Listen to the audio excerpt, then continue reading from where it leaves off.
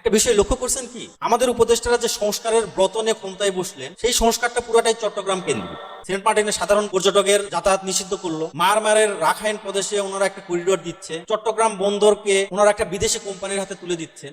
এর মাধ্যমে ওনারা আসলে কি করতে চাচ্ছেন? ওনারা কি চান দেশটাকে সংস্কার করতে, নাকি ওনারা চাচ্ছেন দেশটাকে বিক্রি করতে তাদের নিজেদের স্বার্থে? চট্টগ্রাম বন্দরের নিউ মেরিন টার্মিনালটা ওনারা বিদেশি একটা প্রতিষ্ঠানকে দিতে চাচ্ছেন, যে টার্মিনাল দ্বারা আমাদের সর্বোচ্চ কন্টেনার উঠানামা করে। উনি বলতেছেন যে বিদেশি কোম্পানি এসে সেই টার্মিনালে ইনভেস্ট করবে, কয়েক বছর চালায় তাদের মুনাফা উঠায় নিয়ে বাংলাদেশ কাছে দিয়ে চলে যাবে। এখন প্রশ্ন হলো ওনারা কোথায় ইনভেস্ট করবে? সেই টার্মিনালটা স্বয়ংসম্পূর্ণ এবং মোটামুটি অত্যাধুনিক যন্ত্রপাতি সেই টার্মিনালে আছে, তাহলে বিদেশি কোম্পানিরা এসে কোথায় ইনভেস্ট করবে? আবার সেই টার্মিনালের পাশে নৌঘাটি আছে, ইচ্ছা করলে সেই টার্মিনাল ওনারা বড়ও করতে পারবেন।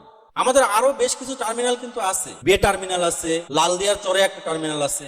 সেই টার্মিনাল গুলো উনি বিদেশের কাছে দিতে পারেন, বিদেশিরা সেখানে ইনভেস্ট করুক এবং উন্নত যন্ত্রপাতি স্থাপন করুক, সেটাতে কিন্তু কোনো সমস্যা ছিল না। কিন্তু তিনি বাংলাদেশের প্রধান যে কার্যকরী টার্মিনাল, সেটাকেই তিনি বিদেশিদের কাছে দিয়ে দিতে যাচ্ছেন। এর মধ্যে কি কোনো সন্দেহের অবকাশ আছে? ওনারা যে মিয়ানমারকে করিডোর দিচ্ছেন, সেই করিডোর দিয়ে কি যাবে বাংলাদেশ থেকে? সেই করিডোর দিয়ে যা যাবে সেটা কি চট্টগ্রাম বন্দর দিয়ে বাংলাদেশে আসবে না? সেই করিডোর দিয়ে মিয়ানমারে প্রবেশ করবে না? ওনারা বিদেশিদের হাতে এই টার্মিনাল দিতেই চাচ্ছেন এই জন্য, যাতে করে মিয়ানমারে অনেক অস্ত্র শস্ত্র পাঠানো যায়, যুদ্ধ পরিস্থিতি তৈরি হয়, মিয়ানমার আমাদের আক্রমণ করে। উনি বাংলাদেশকে একটা যুদ্ধের দিকে আগায় নিয়ে যাচ্ছে। আমি জানি না কেন বাংলাদেশের রাজনৈতিক দলগুলো এই বিষয়ে যতটা সোচ্চার হওয়ার কথা ততটা সোচ্চার না। আমি বাংলাদেশের সব রাজনৈতিক দলগুলোকে অনুরোধ করব এই বিষয়টা সিরিয়াসলি নিতে। অসংখ্য আলেম ওলামা এবং অসংখ্য জ্ঞানী ব্যক্তি যারা ভূ রাজনীতি নিয়ে গবেষণা করেন, তারা বলে গেছেন চিটাগাং এর এই অঞ্চলে খ্রিস্টান রাষ্ট্র গঠন করার একটা প্ল্যান ছিল। 1978 সালে আমেরিকায় কলোরাডো স্টেটে একটা কনফারেন্স হয় খ্রিস্টান মিশনারিদের,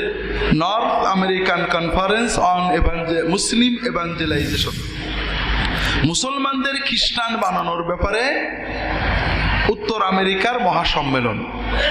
এখানে সিদ্ধান্ত নেওয়া হয় আগামী 50 বছরের ভিতরে বাংলাদেশকে একটা খ্রিস্টান মেজরিটি দেশ বানাতে হবে, এবং সেই প্ল্যানটাই ওনারা বাস্তবায়িত করতে যাচ্ছেন। দেশের স্বাধীনতা সার্বভৌমত্ব ঝুঁকির মুখে ফেলাই দিতে যাচ্ছেন, আর আমরা দেশের মানুষ চুপ করে আছি। আমাদের এই বিষয়টা নিয়ে সোচ্চার হতে হবে। আমি আশা করবো দেশের সব রাজনৈতিক দলগুলো এটাকে প্রতিহত করার চেষ্টা করবে।